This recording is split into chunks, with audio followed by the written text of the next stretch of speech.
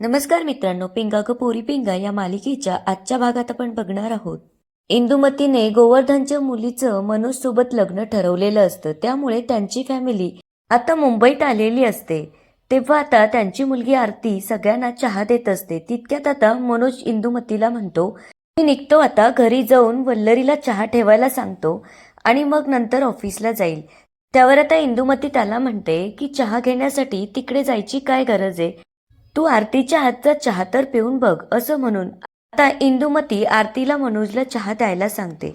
आता मनोजही चहा घेतो आणि निघू लागतो. तितक्यात आता आरती त्याच्यासाठी टिफिन घेऊन येते आणि म्हणते की हा घ्या टिफिन. त्यावर आता मनोज म्हणू लागतो, 4 दिवसांसाठी पाहुणे आपल्याकडे आलेत, त्यांना काम सांगून त्रास का देतीयेस.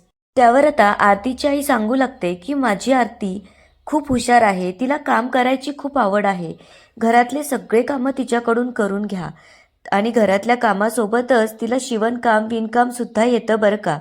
आता तात्या हे सगळं त्यांच्या कानांनी ऐकत असतात, कारण तात्यांच्या सगळ्या गोष्टी लक्षात आलेल्या असतात. मात्र मनोजला अजूनही काही कळालेलं नसतं. तेव्हा तो म्हणतो की चांगली गोष्ट आहे, असं म्हणून आता मनोज तिथून जातो. तेव्हा आता इंदुमती आरतीवर खूप खुश होते आणि तिला जवळ घेत मिठी मारत म्हणते की अगदी लाखात एक मुलगी बघितलीये मी. त्यामुळे आता तात्या गोवर्धनला बाहेर घेऊन येतात आणि त्याला म्हणतात की गोवर्धन, हे काय करतोयस तू. त्यावर आता तो म्हणू लागतो, तात्या मला माहीत होतं की जावई बापूंचं आधी एक लग्न झालंय, पण मला माहीत नव्हतं की वल्लरी तुमची मुलगी आहे. तेव्हा आता तात्या त्याला म्हणतात, आता माहीत झालंय ना, मग माझ्या मुलीच्या संसारामध्ये बिबे का पेरतोयस. त्यांचा संसार सुखात चालू आहे रे बाबा. तुझ्या मुलीला कोणीही मिळेल, पण माझ्या मुलीचं कसं होईल याचाही विचार कर. पुढे ते म्हणतात, जी चूक मी केली होती ती तू करू नकोस, तुझ्या मुलीला शिकव, तुझी मुलगी हुशार आहे. तितक्यात आता इंदुमती तिथे येते आणि म्हणते की कोण म्हणालं तुम्हाला की वल्लरी आणि मनोजचा संसार सुखात चालला आहे. अहो, तुमच्या मुलीचं सुखात चाललं असेल, पण माझ्या मुलाचं काय. तेव्हा आता तात्या तिला म्हणतात, काय झालं वेहीनबाई, जावई बापू सुद्धा माझ्या मुलीसोबत सुखाने संसार करत आहे. त्यावर आता इंदुमती म्हणते, हा सगळा दिखावा असतो. आता ती सगळ्यांनाच म्हणते की तुम्हीच सांगा, त्यांची मुलगी माझ्या मुलाला लेकरू देऊ शकणार नाही, कारण ती वांज आहे. त्यामुळे माझा मुलगा सुखी कसा असू शकतो. माझ्या मनाला ही अपेक्षा असेल ना की त्याच्या पोटी मुलं व्हावेत आणि तोही बाप हवा, असं प्रत्येकाचं स्वप्न असतं. त्यामुळेच मी यांच्या मुलीशी माझ्या मुलाचं लग्न लावायचं ठरवलं आहे. त्यावर आता तात्या म्हणू लागतात की वेहीनबाई, तुम्ही खूप मोठी चूक करत आहात. हे बघा, तुम्ही असं कोणाच्या इच्छेविरुद्ध कोणाचं लग्न लावू शकत नाही. आणि राहिली गोष्ट माझ्या मुलीची, माझ्या मुलीला शिक्षणाची आवड होती, तरीही समाजामुळे मी माझ्या मुलीचे हात लवकर पिवळे केले. पण आज माझ्या मुलीवर मला अभिमान वाटतोय, कारण लग्नानंतर तिने तिचं शिक्षण पूर्ण केलं आणि तिच्या पायावर उभी राहिली. पुढे ते म्हणतात, मीही तुमच्यासारखाच विचार करत होतो. मलाही समाजाचा त्रास झाला की तुझ्या पोटी मुलगा नाहीये. पण आज मी तुला सांगू शकतो गोवर्धन, माझी एक मुलगी 10 मुलांवर भारी आहे. हे सांगताना माझी छाती गर्वाने फुगते. तेव्हा आता इंदुमती त्यांना म्हणते, आत्या, आता तुम्हीही तुमच्या मुलीसारखं लेक्चर द्यायला सुरुवात केली का. तेव्हा ती गोवर्धनला म्हणू लागते की आल्यापासून यांनी माझंही असंच डोकं खराब केलंय, त्यामुळे तुम्ही इथं थांबू नका, नाहीतर हे तुमचं सुद्धा डोकं खराब करतील. तेव्हा धुरपता सुद्धा म्हणते की चला हो, आपल्याला यांचं काहीच ऐकायचं नाहीये, आणि इंदुमती सोबत सगळे निघून जातात. आता इकडे आरती वल्लरीच्या रूममध्ये येऊन रेडी होत असते. तितक्यात आता वल्लरी तिथे येते. तिला बघितल्यानंतर आरती तिला म्हणते की सॉरी बाथरूममध्ये बाबा होते, त्यामुळे मी इकडे आले. तेव्हा आता वल्लरी तिच्या जवळ जाते आणि तिला हात धरून खाली बसवते आणि तिला म्हणते, अगं काहीच हरकत नाहीये. त्यामुळे आता आरतीला जरा बरं वाटू लागतं. पुढे वल्लरी तिला तिचं नाव विचारते. तेव्हा ती सांगते की आरती. त्यावर वल्लरी म्हणते की खूप छान नाव आहे. त्यावर ती म्हणते की तुमच्यापेक्षा कमीच, कारण तुमचं नाव मी पेपरमध्ये वाचलं आहे आणि मला तुम्ही फार आवडतात. तुम्ही लोकांची खूप मदत करतात, त्यामुळे तुमच्या नेहमी बातम्या पेपरला येत असतात. तेव्हा वल्लरी तिला विचारते की तुझं काय शिक्षण झालं आहे. त्यावर ती म्हणते की 12वी. त्यावर वल्लरी तिला विचारते की तुला शिक्षणाची आवड आहे का, म्हणजे तुला पुढे शिक्षण करायचंय का. त्यावर ती म्हणते की हो, मला शिक्षणाची खूप आवड आहे, मला तर डॉक्टर व्हायचंय. त्यावर वल्लरी म्हणते की अरे वा, मग तू आता पुढे शिक्षण करणार आहेस तर. त्यावर आता आरती एकदम शांत होते आणि म्हणते, पण असं म्हणत ती पुढे काही सांगणार तितक्यातच आता तिची आई तिला आवाज देते आणि बाहेर बोलवून घेते. आता ती जेव्हा बाहेर येते तेव्हा तिच्या आईवडील तिला म्हणतात, हे काय, तू अजून साडी घालून तयार झाली नाहीस का? अगं मनोज यायचा वेळ झालाय, त्यामुळे तू लवकर लवकर साडी नेस, लिपस्टिक लाव, चांगला मेकअप कर. तितक्यात आता वल्लरी तिथे येते आणि त्यांना म्हणते, अरे वा काकू, काय चाललंय तुमचं? तेव्हा आता आरतीचे आई वडील दोघंही एकदमच घाबरतात. तेव्हा आता वल्लरी त्यांना विचारू लागते की मुंबईला काय काढलं?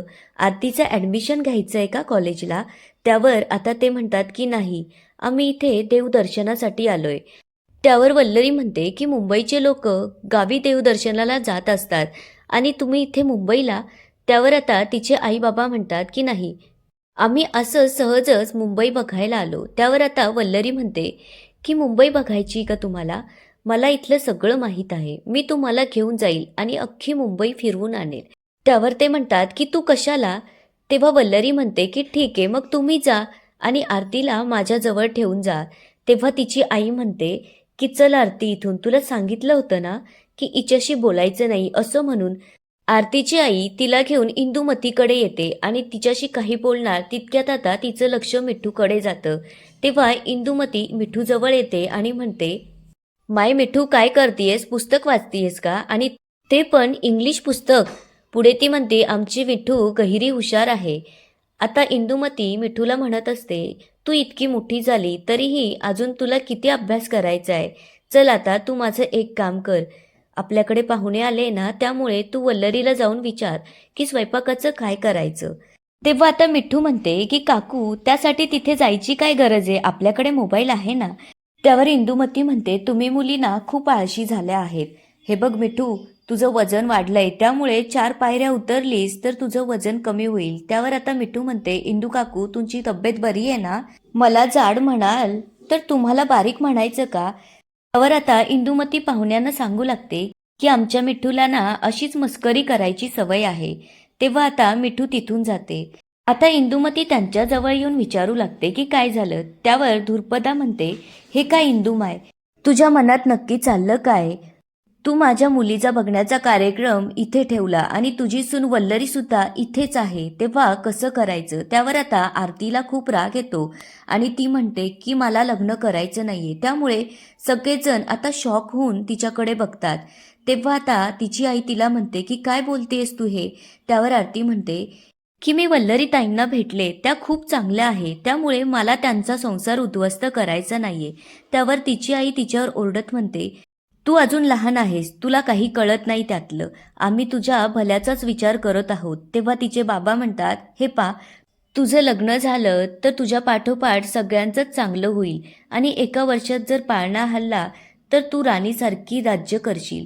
पण इंदुमती आरतीला जवळ घेते आणि तिच्या आईबाबांना म्हणते की तुम्हाला काहीच समजत नाही, मुलीवर असं ओरडतात का? आता इकडे वल्लरीचे बाबा म्हणजेच तात्या वल्लरी जवळ येतात आणि म्हणतात की वल्लरी, तुला वेळ आहे का? मला तुझ्याशी काही बोलायचं होतं. त्यावर आता वल्लरी म्हणते, हे काय तात्या, अहो विचारता का?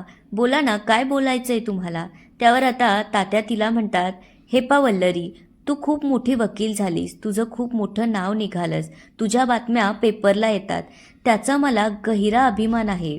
पण तू तुझ्या सासूला उलटून बोलत जाऊ नकोस. त्यावर आता वल्लरी विचारू लागते, काय झालंय? तुम्हाला परत त्या काही बोलल्या का? त्यावर आता तात्या म्हणू लागतात, हे पा वल्लरी, तुला लेकरू होणार नाही हे तूच मला सांगितलं आहे, पण तू जर तुझ्या सासूशी अशी वागत राहिलीस तर वेहीनबाई जावई बापूंचं लग्न दुसऱ्या मुलीशी लावून टाकतील. तेव्हा आता वल्लरी त्यांना म्हणते की तात्या, 1 मिनिटं, तुम्ही पहिले शांत व्हा आणि या इकडे बसा. असं म्हणत आता वल्लरी त्यांना म्हणते, हे बघा तात्या, दुसरं लग्न करणं एवढी सोपी गोष्ट नाहीये, असं होऊ शकत नाही. आणि दुसरी गोष्ट, मनोजचं माझ्यावर खूप प्रेम आहे, त्यामुळे ते असं अजिबात करणार नाही याची मला खात्री आहे. तेव्हा तुम्ही अजिबात याचं टेन्शन घेऊ नका. तेव्हा तात्या म्हणतात, हे पा वल्लरी, तुझी सासू जुन्या विचारांची आहे, तुला लेकरू होत नाही म्हणून त्यांनी जावई बापूंच्या लग्नाचा घाट घातलाय हे माझ्या कानावर आलंय. तितक्यात आता मिठू तिथे येते आता हे ऐकल्यानंतर मिठूला मोठा धक्का बसलेला असतो. तेव्हा ती त्यांच्याजवळ येऊन म्हणू लागते, हे काय ऐकते मी? त्यावर आता वल्लरी म्हणते की तुम्ही दोघंही शांत व्हा. हे बघा, त्या मुलीला मी भेटले आहे. ती मुलगी खूप इनोसंट आहे. तिची यात काहीच चूक नाहीये. तिच्यावरती ही गोष्ट जबरदस्तीने लादली गेलीये. राहिला प्रश्न यांच्या दुसऱ्या लग्नाचा, ही गोष्ट तर मी होऊच देणार नाही, पण त्याचबरोबर त्या मुलीवर सुद्धा अन्याय होऊ देणार नाहीये. तिचं वय तरी काय आहे?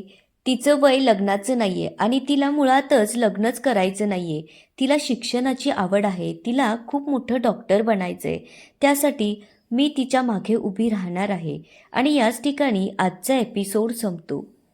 आता उद्याच्या एपिसोडमध्ये आपल्याला असं पाहायला मिळतं की मिठू वल्लरीला म्हणत असते, किती घाणेरडे विचार आहेत या लोकांचे. तुला बाळ होणार नाहीये म्हणून ते त्यांच्या मुलाचं दुसऱ्या मुलीसोबत लग्न करायला निघालेत. आता इकडे जेव्हा मनोजला ही गोष्ट कळते तेव्हा त्याला खूप राग येतो आणि तो म्हणतो, किती लहान मुलगी आहे ती आणि तुम्ही तिच्या मनाविरुद्ध कुणाशीही तिचं लग्न लावायला निघालात. आता पुढे काय होणार हे सगळं सविस्तरपणे पाहायला मिळेल उद्याच्या भागात. तोपर्यंत व्हिडिओला प्लीज लाईक, सबस्क्राईब आणि शेअर करायला विसरू नका. धन्यवाद.